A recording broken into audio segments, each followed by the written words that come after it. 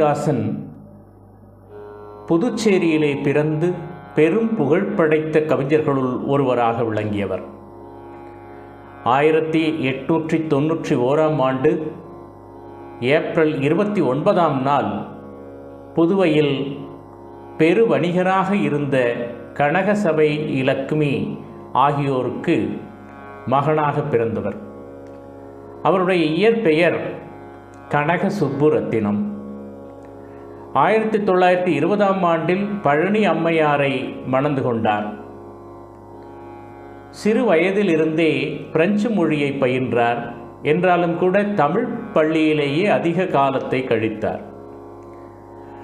தமது 16ஆம் வயதிலேயே கல்வே கல்லூரியிலே தமிழ் புலமை தேர்வு எழுதினார்.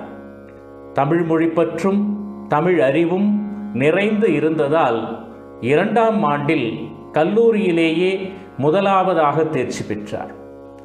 18 வயதிலேயே அவரின் சிறப்பினை உணர்ந்த கல்வியாளர்கள் அவரை அரசினர் கல்லூரி தமிழ் ஆசிரியராக பணியமர்த்தினர். அவருடைய உள்ளத்தில் இசை உணர்வும் நல்லெண்ணமும் கவிதை உருவில் காட்சி அளிக்க தலைப்பட்டன. அவ்வப்போது சிறு சிறு பாடல்களை பாடி அழகான சுவையுடன் எழுதி தமது தோழர்களுக்கெல்லாம் காட்டுவார். நண்பர் ஒருவரின் திருமண விருந்துக்கு பாரதிதாசன் சென்றிருந்தார். அதே திருமண விருந்திற்கு பாரதியாரும் வந்திருந்தார். இருவரும் ஒருவரை ஒருவர் பார்த்ததில்லை. அந்த விருந்தில் சுப்பிரமணிய பாரதியாரின் நாட்டுப்பாடலை பாரதிதாசன் பாடினார். அந்த பாடலை கேட்ட பாரதியாருக்கு அப்பொழுதுதான் பாரதிதாசன் அறிமுகமானார். இருந்தாலும் முன்பே பாரதிதாசன் தம்மை சந்தித்திருப்பதை பாரதியார் தாமே தன்னுடைய தராசு என்னும் தொடரிலே பாரதிதாசன் என்கின்ற பெயரை சுட்டாமல் ஒரு கைக்கோலச்சாதி தமிழ் கவிராயர் தம்மிடம் வந்து எங்கெங்கு காணினும் சக்தியடா தம்பி எழுகடல் அவள் மேனியடா என்ற ஒரு பாடலை பாடி காட்டியதாக கூறியிருக்கிறார். மேலும் தன் நண்பர்கள் முன்னால் பாடு என்று பாரதி கூற பாரதிதாசன் அதே பாடலை எங்கெங்கு காணினும் சக்தியடா தம்பி எழுகடல் அவள் மேனியடா என்று ஆரம்பித்து 2 பாடல்களை பாடினார். இவரின் முதற் பாடல் இதுதான். பாரதியாராலேயே ஸ்ரீ சுப்பிரமணிய கவிதா மண்டலத்தை சார்ந்த கனக சுப்புரத்தினம் எழுதியது என்று எழுதப்பட்டு சுதேசமித்திரன் இதழுக்கும் அனுப்பப்பட்டது.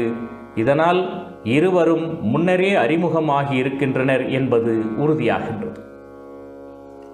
பாரதியிடமிருந்து பாராட்டுக்கள் பெற்றதோடு மட்டுமல்லாமல் அவரது நட்பும் அவருக்கு கிடைத்தது.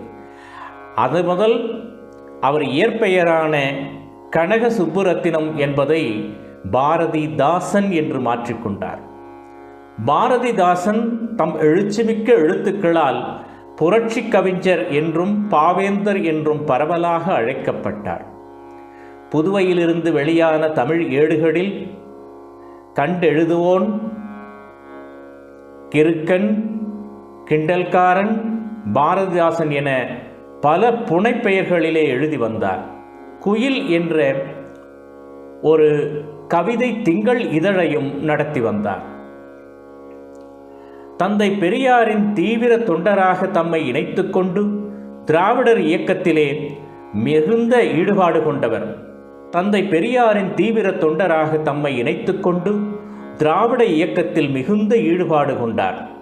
அதன் காரணமாக கடவுள் மறுப்பு, சாதி மறுப்பு, மத எதிர்ப்பு போன்ற எல்லா செய்திகளையும் தம்முடைய பாடல்கள் மூலம் பதிவு செய்திருக்கின்றார். எழுத்தாளராகவும் திரைப்பட கதாசிரியராகவும் கவிஞராகவும் அரசியல்வாதியாகவும் தன்னை ஈடுபடுத்தி கொண்டிருக்கிறார்.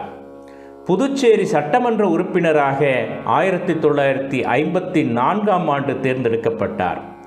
அதே புதுச்சேரியிலே 1960 சட்டமன்ற தேர்தலில் தோல்வியும் தழுவியுள்ளார். 1946 ஜூலை மாதம் 29 பேரறிஞர் அண்ணா அவர்களால் புரட்சி கவி என்று பாராட்டப்பட்டு 25,000 ரூபாய் வழங்கப்பட்டு கௌரவிக்கப்பட்டார். பாரதிதாசன் நகைச்சுவை உணர்வு மிக்கவர். கவிஞருடைய படைப்பான பிசிராந்தையார் என்னும் நாடக நூலுக்கு 1969 சாகித்ய அகாடமியின் விருது கிடைத்தது. இவருடைய படைப்புகள் அனைத்தும் தமிழக அரசினால் ஏற்றுக்கொள்ளப்பட்டு 1990 ஆண்டு பொது உடைமையாக்கப்பட்டன. 1964 ஆண்டு ஏப்ரல் மாதம் 21 பாரதிதாசன் இந்த கவிதை உலகை விட்டு மறைந்தார். எங்கள் திருநாட்டில் எங்கள் நல்லாட்சியே என்ற பாடல், புதியதோர் உலகம் செய்வோம், கெட்ட போரிடும் உலகத்தை வேரோடு சாய்ப்போம் என்று சொல்லக்கூடிய வகையிலேயும், தமிழுக்கு அமுதென்று பேர், அந்த தமிழ் இன்பத் தமிழ் எங்கள் உயிருக்கு நேர் என்கின்ற பாடலையும், எங்கள் வாழ்வும் எங்கள் வளமும், எங்கள் வாழ்வும் எங்கள் வளமும் மங்காத தமிழ் என்று சங்கே முழங்கு என்கின்ற சொற்கட்டோடு இருக்கக்கூடிய பாடல்களை எல்லாம், நம்மை சிந்திக்க வைக்கக்கூடிய பாடல்களை எல்லாம் தன்னுடைய எண்ணங்களாக, எண்ணத்தின் கவிதைகளாக வெளியிட்டிருக்கின்றார். கவிதைகள் மட்டுமல்ல, இசைப்பாடலாகவும், நாடகமாகவும், சிறுகதையாகவும், புதினமாகவும், கட்டுரையாகவும் பல வடிவங்களிலே பாரதிதாசன் தன்னுடைய எண்ணங்களை பதிவு செய்திருக்கின்றார் என்று சொல்லலாம். திராவிட இயக்க தலைவர்களுள் முதலாக திரைப்படத்துறையில் நுழைந்தவர் பாரதிதாசன் தான். 1937 ஆண்டிலே திரைப்படத்துறைக்குள் நுழைந்த பாரதிதாசன் தனது இறுதி நாள் வரை அந்த துறைக்கு கதை, திரைக்கதை, உரையாடல், பாடல், பட தயாரிப்பு என பல வடிவங்களில் தன்னுடைய பங்கினை அளித்திருக்கின்றார். இவற்றுள் பாண்டியன் பரிசு, முரடன் முத்து, மகாகவி பாரதியார் ஆகிய படங்களை தானே சொந்தமாக தயாரிக்கக்கூடிய முயற்சியிலே ஈடுபட்டார். தனது இறுதி காலத்திலே ஈடுபட்டு பல்வேறு இன்னல்களுக்கெல்லாம் ஆளானார் என்று சொல்லலாம். பாரதிதாசன் திரைப்படத்திற்கென தானே பல பாடல்களை எழுதினார். இவர் வெவ்வேறு சூழல்களில் இயற்றிய பாடல்களை எல்லாம் பல படங்களிலே இணைத்து பயன்படுத்தி கொண்டார். பாரதிதாசன் புதுவை முரசு, குடியரசு, குரல் மலர், குயில் ஆகிய இதழ்களில் பல்வேறு காலகட்டங்களில் தன்னுடைய கட்டுரைகளை எல்லாம், தன்னுடைய எண்ணங்களாக இருக்கக்கூடியதையெல்லாம் அவர் எழுதி வைத்து சென்றிருக்கிறார். பாரதிதாசன் பாடல்கள், படைப்புகள் மதுரை திட்டத்திலே இருக்கின்றன. பாரதிதாசன் படைப்புகள் பல அவர் வாழ்ந்த பொழுதும் அவரின் மறைவுக்கு பின்னரும் நூல் வடிவம் பெற்றிருக்கின்றன. அகத்தியன் விட்ட புதுக்கரடி முதலாக வேங்கையே எழுக முடிய இருக்கக்கூடிய 86 நூல்கள் இதுவரை வெளிவந்திருக்கின்றன. அவற்றில் நாம் சிறுத்தையே வெளியே வா என்கின்ற கவிதைத்தான் பாடப்போகிறோம். சிறுத்தையே வெளியே வா, பூட்டிய இரும்பு கூட்டின் கதவு திறக்கப்பட்டது, சிறுத்தையே வெளியில் வா. எலியென உன்னை இகழ்ந்தவர் நடுங்க, புலி என செயல் செய்ய புறப்படு வெளியில். நம்பினை பகலினை நள்ளிருள் என்றே, சிம்புள் பறவையே சிறகை விரி. எழு சிங்க இளைஞனே திருப்பு முகம் திறவிழி. இங்குன் நாட்டு கிழி கழுதை ஆட்சியா, கைவிரித்து வந்த கயவர் நம்மிடை பொய்விரித்தும் நம் புலங்கள் மறைத்து, தமிழுக்கு விளங்கிட்டு தாயகம் பற்றி நமக்குள உரிமை தமக்கென்பார் எனின், வழி வழி வந்த உன் மரத்தனம் எங்கே? வழி வழி வந்த உன் மரத்தனம் எங்கே? மொழி பற்றெங்கே? விழிப்புற்று எழுக, இகழ்ச்சி நேர்ந்தால் இறப்போம் என்றும், புகழ்ச்சியே எம் பூணாம் என்றும், வையம் ஆண்ட வண்தமிழ் மரபே. கையிருப்பை காட்ட எழுந்திரு, குறிக்கும் உன் இளைஞர் கூட்டம் எங்கே? மறிக்கொணா கடல் போல் மாப்பகை மேல்விடு, நன்மொழிக்கு விடுதலை நல்கிட எழுந்திடு. பொன்மொழிக்கு நீ புதுமை ஏற்றுவாய், மக்களை ஒன்று சேர் வாழ்வை உயர்த்துக. கைக்குள திறமை காட்ட எழுந்திரு, வாழ்க இளைஞனே வாழ்க நின் கூட்டம், வாழ்க திராவிட நாடு, வாழ்க நின் வையத்து மாப்புகழ் நன்றே என்று 27 வரிகளிலே சிறுத்தையே வெளியே வா என்கின்ற ஒரு பகுதியை எழுதியிருக்கின்றார். புரட்சி கவிஞரின் இந்த பாடல் வரிகள் மிகவும் பிரசித்தமானது. கவிதையை மேற்கோள் காட்டி பேசாத திராவிட இயக்க மேடை பேச்சாளர்கள் யாரும் இருக்க முடியாது. தமிழ்நாட்டின் முதலமைச்சர் மாண்புமிகு தளபதி மு.க. ஸ்டாலின் அவர்கள் பலமுறை பல மேடைகளிலே இந்த பாட்டு வரிகளை எல்லாம் சொல்லி காட்டியிருக்கிறார். முன்னாள் முதலமைச்சர் முத்தமிழ் அறிஞர் கலைஞர் கருணாநிதி அவர்கள் மிகவும் பிடித்த கவிதை இது. முத்தமிழ் அறிஞர் கலைஞர் கருணாநிதி அவர்களுக்கு மிகவும் பிடித்த கவிதை இது. பாரதிதாசன் எழுதிய இந்த அகவற்பா யாரால் முதலில் பாடப்பட்டது என்பதை இக்கால இளைஞர்கள் தெரிந்து கொள்வது மிக மிக தேவை.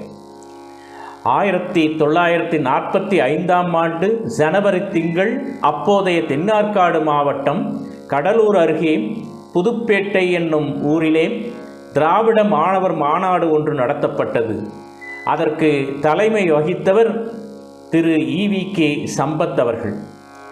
இன்டர்மீடியேட் படித்துவிட்டு மேற்கொண்டு படிக்காமல் பொது வாழ்வுக்கு வந்த சமயம் முதலாக மாநாட்டு தலைமை பொறுப்பேற்று முழு நேர அரசியலிலே ஈ.வி.கே. சம்பத் அவர்கள் ஈடுபட காரணமாக இருந்தது இந்த மாநாடு தான். அந்த மாநாட்டினுடைய அமைப்பாளராக இருந்து திறம்பட நடத்தி காட்டியவர் இன்றைய திராவிடக் கழக தலைவர் ஐயா வீரமணி அவர்கள். அவர்களுடைய ஆசிரியர்தான் திரு திராவிடமணி அவர்கள். அப்போது ஆசிரியர் வீரமணி அவர்கள் பள்ளி மாணவர். அந்த மாநாட்டில் அவரும் சிறுபிள்ளை பிராயத்திலே பேசியிருக்கின்றார். ஆசிரியருக்கு ஆசிரியரான திராவிடமணி அவர்களோடு அன்றைக்கு இணைந்து பணியாற்றிய இருவருள் ஒருவர் கவிஞர் கருணானந்தம், மற்றொருவர் புதுப்பேட்டை ராமலிங்கம். அவர்தான் பின்னாளில் அனகாபுத்தூர் ராமலிங்கம் என்று பெயர் சூட்டப்பட்டவர். இந்த மாணவர் மாநாட்டுக்குத்தான் புரட்சி கவிஞர் வாழ்த்து பாடலாக சிறுத்தையே வெளியே வா என்கின்ற தொடரிலே எழுதினார். இந்த பாடலை எழுதி அனுப்பி வைத்தார். அதை அன்றைக்கு அந்த மாநாட்டிலே உணர்ச்சி பொங்க படித்து காட்டியவர் இனமான பேராசிரியர் திரு க. அன்பழகனார் என்பது குறிப்பிடத்தக்கது. எனவே சிறுத்தையே வெளியே வா என்று இளைஞர்களையெல்லாம் எழுச்சி மிக பேசி, இளைஞர்கள் கூட்டம் எங்கே, நன்மொழிக்கு விடுதலை நல்கிட எழுந்திரு, உன்னுடைய மொழிப்பற்று எங்கே, விழிப்புற்று எழுக என்றெல்லாம் பேசியிருக்கிறார். அப்படி பேசி வாழ்க இளைஞனே, வாழ்க நின் கூட்டம், வாழ்க திராவிட நாடு, வாழ்க நின் வையத்து மாப்புகழ் நன்றே என்று பேசி இளைஞரை எழுச்சி ஊட்டுவதாக இந்த பாடலானது அமைந்திருக்கின்றது. ஆகவே இளைஞர்களின் எழுச்சிக்கு இந்த பாடல் மிக மிக இன்றியமையாதது என்று சொல்லலாம்.